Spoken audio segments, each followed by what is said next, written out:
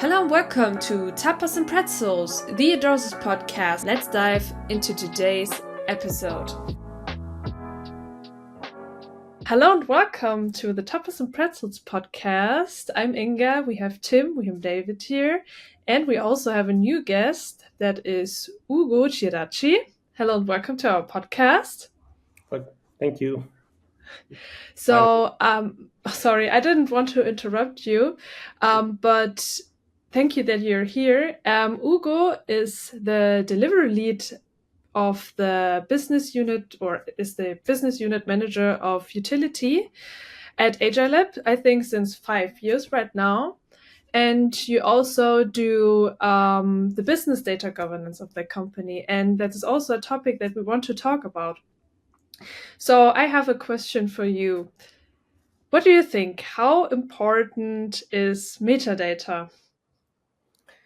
Well, metadata is data to manage data. Okay, so if you start from this statement that you believe in it, probably metadata is the most important piece of information that you need to manage data and to govern data effectively in an enterprise, mostly in big enterprises, because they deal every day with like thousands and hundreds of thousands of data sets around the company. And so if you don't have a way to manage those data, let's talk just about data analytics and the data space rather than the operational space. They have similar challenges for data governance, but they work very differently. But if you have metadata as your starting point to manage data, then you have a way to actually govern everything. You can think about, just to give you a practical example, you can think about, let's say data privacy. Okay, it is a really important topic in data governance. And then what actually happens usually is that you have some data sets that you want to provide with a certain level of privacy to let data scientists, for instance, accessing data without any risk of data breach. Okay, and the way you usually do it that is not really effective is you produce some data sets, then on top of that data set you produce another data set that is on purpose for data scientists, and has all the masking necessary to provide the right level of access. But at that point, between the two data sets, the original one, the other one, usually companies are not doing any automation or automated governance because they don't have metadata to do that. So usually, there is the head of data scientist that says, I need a data set, or more or less the dynamic is like this. And then you get a new data set done on purpose for data scientists, and all this process is like a human intensive. You must call the data owner of the original data set. You must ask the favor, can you please put some engineer doing the job for me? And all this is necessary because you don't have metadata to drive the right level of access to final users, to consumers, to whatever, to whoever in the company. And you don't have an automated process to produce data, automatically, given information that you may have collected since the beginning. Okay, so if you ask me how important is metadata in a company, I would say it's the most important thing you must care if you want to effectively drive your data. Yeah, I agree. So because with metadata you can build the foundations of, for example, semantics. Which is what gives the real meaning to data. I want to ask you a question. It's true, we agree that metadata are key, but what happens if you are not collecting your metadata, if you are not creating your metadata from some time ago to until now? Because now we came from the era of data. We have been collecting data because data are everywhere. But what happens if we are not being properly metadating those data? How you approach that type of solutions? Well, the traditional approach now is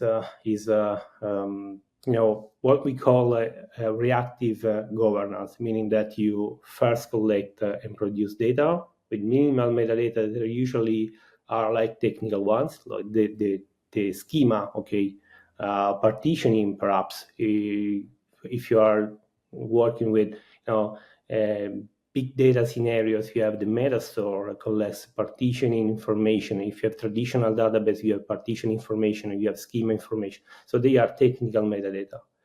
And then you reach from the source to the consumer a path with only technical metadata. Then you land to a data catalog that is the place where you want to enrich the metadata with business metadata or other, decoration around the technical metadata. And you are just working, as we say, reactively. So you don't have a way to fix any problem around metadata before the moment that you reach the catalog. So it's too late. That's why I was saying that, yes, the situation is like you say, David, meaning that at the moment, most of the world is dealing with, a reactive governance. And this is the reason why I push forward with the idea that we must shift left at the metadata management in a way that when you reach the data catalog, you reach the data catalog only when your data is has enough metadata quality to be useful for consumers that access the data catalog. Okay, and how to do that? How you can recover from 10 years, 20 years of your data assets without this kind of approach? Well, it's not easy. Because we don't want to play around the problem. Okay, it's not easy, but we must start from something. And the good way to start, in my opinion, and also based on real experiences that we have in the company, is that if you have 20,000 data sets in your company, more or less, if this is the degree of data sets that you have, I'm sure that only a small percentage of the data is really critical for the company. So you can start very small. You can start onboarding with a new approach the critical data sets of your company, the one that are real assets, because a data set is useful, is an asset if you use it. If you don't use it, it's a liability. Okay, it's just spending money to store data around the company. And starting by one with a good foundation of metadata management, okay, with strong automation, then you can actually lead to a situation where you recover using strict prioritization your data assets in the company.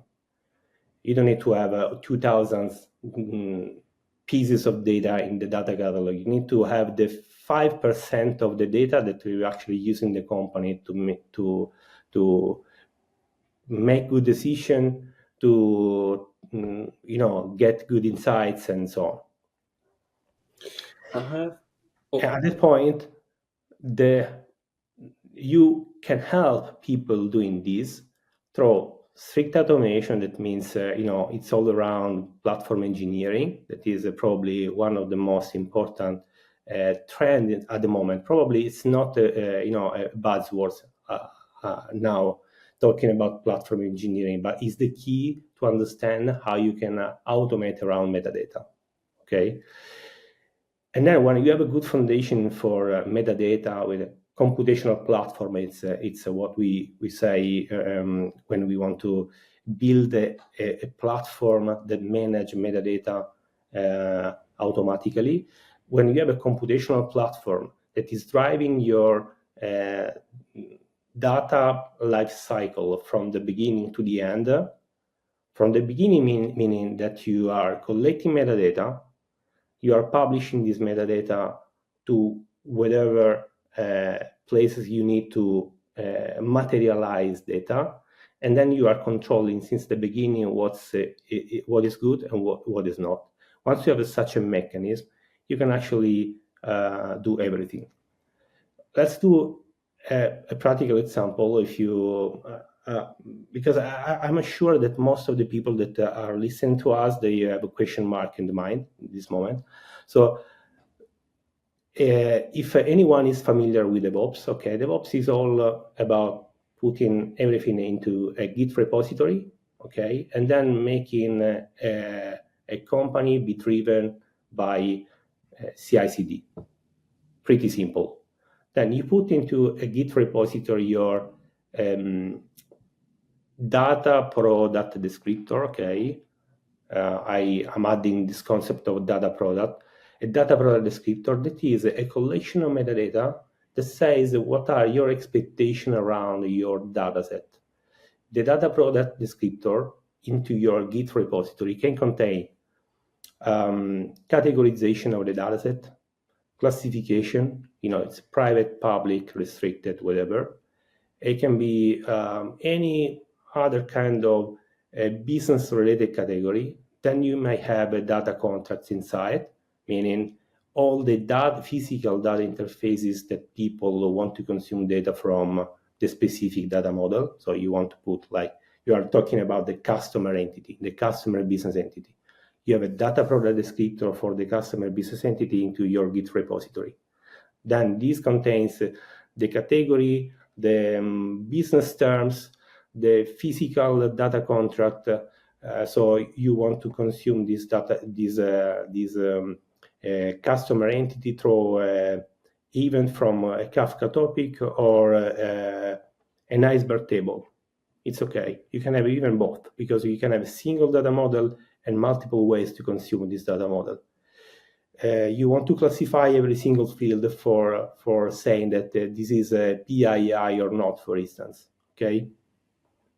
So you have just a single descriptor of everything, and then you can use this descriptor to materialize this table into, I don't know, Snowflake, Databricks, whatever, wherever. Okay, and what you are doing is keeping metadata as the first step of your life cycle to manage data, and then you are publishing this metadata into Databricks or Snowflake or Cloudera or whatever you want, only when your metadata are fully compliant to your company policies, because you are passing through a DevOps pipeline.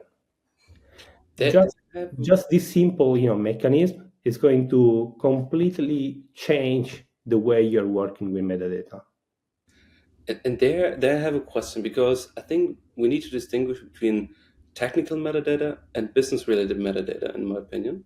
And I think a lot of technical metadata can be basically derived by crawling this data. What is the schema behind it? What is the partition key, and so on. But how do you convince people from the business side, basically, that they should investing their time, resources, and money in maintaining or curating metadata? Because information like, is this procurement relevant? Is this strategic relevant? Is this like workers' council relevant? These are basically questions which cannot be that easily derived from a technical crawler. But what is your approach there, like, to convince others in maintaining it and spending the resources? Because DevOps is already a technical part, but we have to start earlier, in my opinion, to get everyone involved.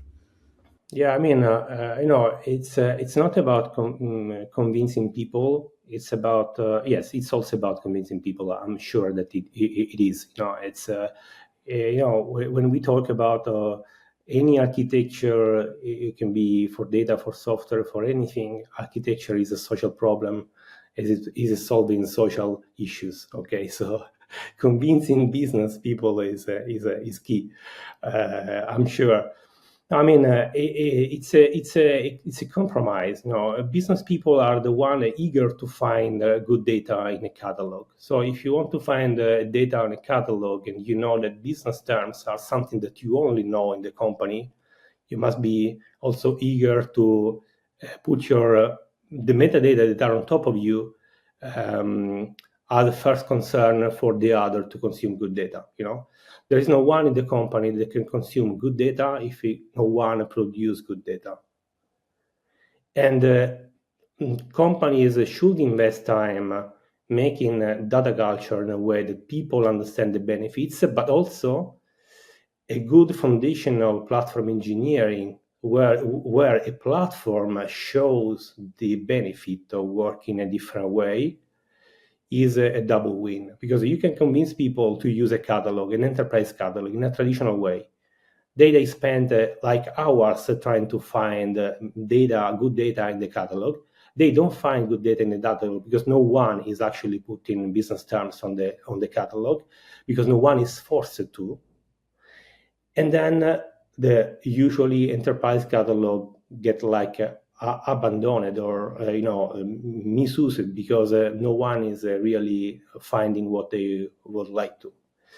If we ask business people to start putting metadata, okay, as a first concern when they are building a new data initiative. So you want to address ESG. Okay, ESG, it's like really pervasive in a company, because to just get a single ESG KPI, sectoral KPI, okay, you must involve all the company. In utility, for instance, you may have like a SAIDI, SAIFI that are KPI involving any single process of the company to get this single KPI. Once you have such a trouble, every single people in the company that wants to get KPI by 2026 because of regulatory needs driven by European governments or stuff like this, they should be eager to populate business terms on time to make everyone in the company get to the right point. Otherwise, maybe that you are out of business or are getting penalties or fines because you are not compliant. So the need is clear. Then there is a laziness or bad habits. And laziness and bad habits can be fought through two directions that are not simple again, but are necessary. The one is data culture, so making people aware of the benefits. And the other one is giving tools that make them see and perceive the benefit. Otherwise, you are just talking and making promises. Would you convince then business units to have dedicated roles within their business lines for metadata management? Sorry? Would you basically you're advising companies in building how they build metadata structures that they're going to work. Would you advise the company that they should establish a specific role within their business line, a person that is basically responsible on maintaining the metadata from a business point of view, or do you think it can be then done by the technical platform team? Well, the advice, more in general, the advice team is that everyone should be responsible of the knowledge they have.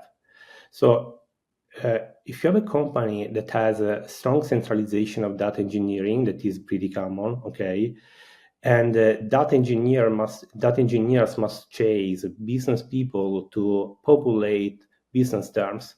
This is like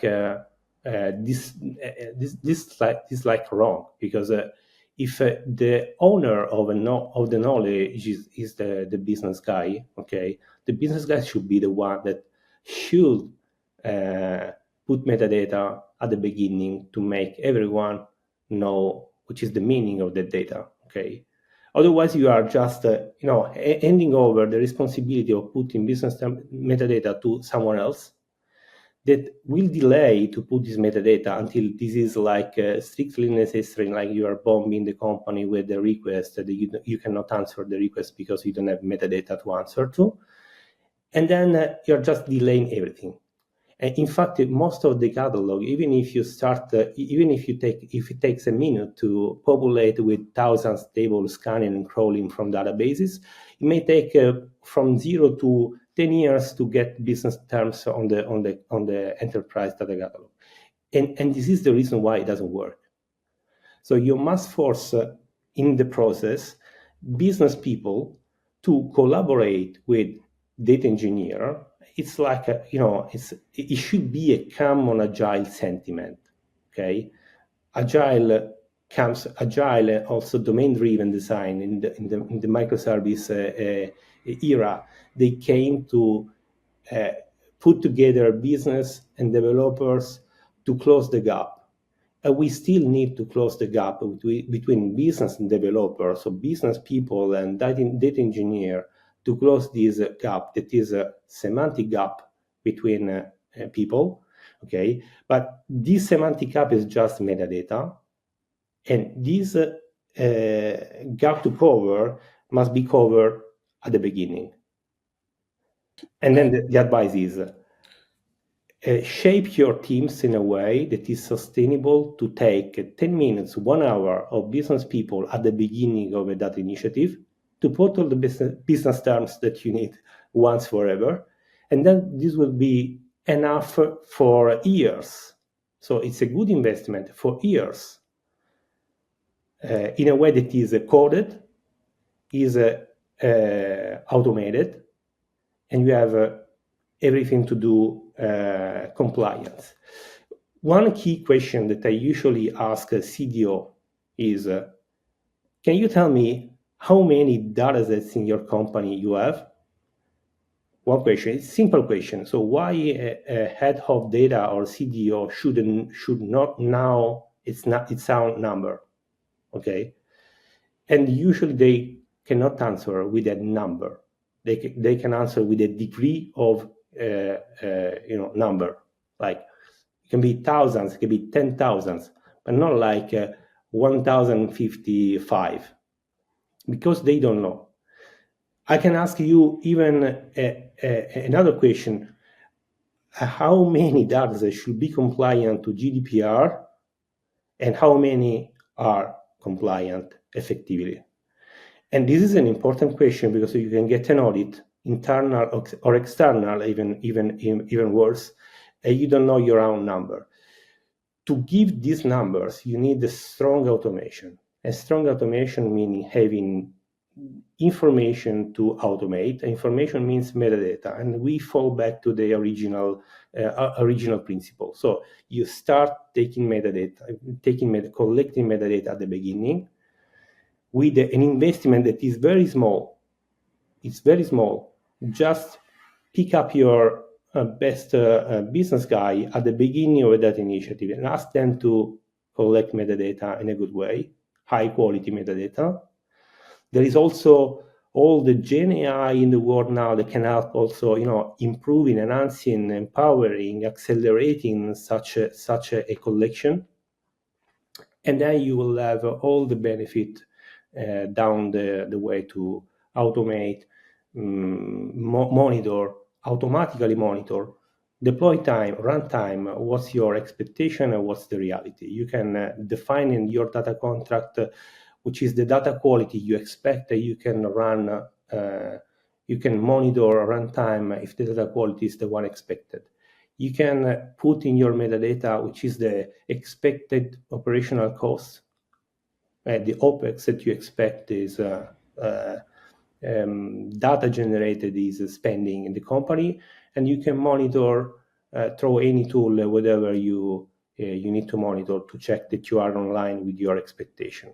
You can do the same for data privacy. You can put metadata for data privacy and check that and implement automatically data masking rules, even dynamically or statically, but you can implement a deploy time and data masking tools because you have all the information, meaning metadata, at the beginning to automatically apply data masking, for instance.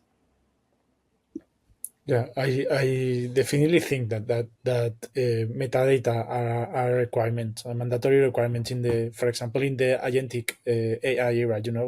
Agentic AI is oriented to automate everything. So if you are not able, or if there is a misunderstanding in what the purpose of the data are, agents cannot automate everything. What do you think about that? Yeah. Agentic AI is a super advanced topic. You cannot deal with such a novelty without putting in place high metadata quality. High metadata quality. It's not only data quality, it's also metadata quality.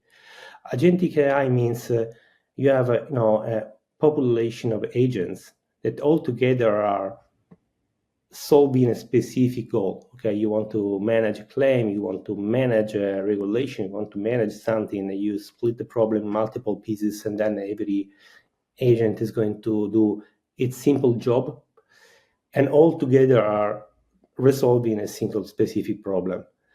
Then every agent must deal with many data, but must be driven by high quality metadata. Otherwise, you are just doing the right job. Or otherwise, you are misusing or underusing such a power technology, such a power approach. It's like you are, but this is always the same. So we have a plethora of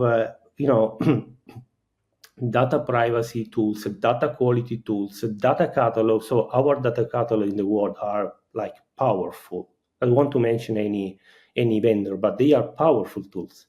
The problem is that even if they are powerful, people are not put in condition to use them in a correct way, because they are at the end of the data management life cycle, while they should be like why we should be collecting metadata at the first step. So since you delay, you are delaying also quality on metadata. You do this reactively, and then you can build any castle on top of it, but it's too late. It's too low quality. And you're also risking data breaches, isn't it? Like if you're not maintaining the metadata pretty well, like the agent could like combine data that he aren't supposed to combine, but he's not aware of because he doesn't have information. Yeah. In fact, I believe that one of the mistake of embracing blindly Gen AI and agentic AI, any evolution of such trend is pretty bad if you don't realize how much technical debt you have in metadata management.